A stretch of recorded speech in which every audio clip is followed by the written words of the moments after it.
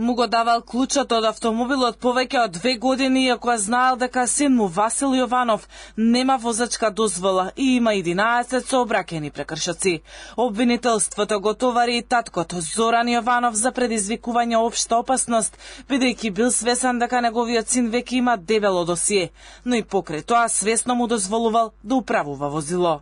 Тој на својот син му давал да управува патничко моторно возило Peugeot 207, иако знаел дека синот не смее да управува со автомобил, бидејќи нема возачка дозвола и е повеќе кратен сторител на сообраќајни деликти. И тоа, едно кривично дело сообраќајна несреќа со полесни последици во ноември 2022 година, 11 сообраќајни прекршоци, возење без возачка дозвола, возење под дејство на алкохол, непочитување на семафор и на пешачки премин во текот на 2023 и 2024 година, како и кривично дело сообраќајна несреќа со смртни последици на 21.9.2025 година. Претходно родителите на Васил Јованов негираа дека му го дале возилото кобната вечер кога ја прегази младата Фросина.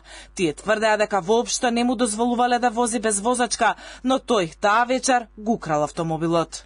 Васил до 18 години јас не дозволив.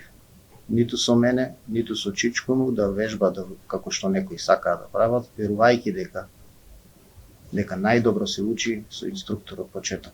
Кога завршил со часовите со инструкторката, мислам дека беше девојче, сам си ја најде.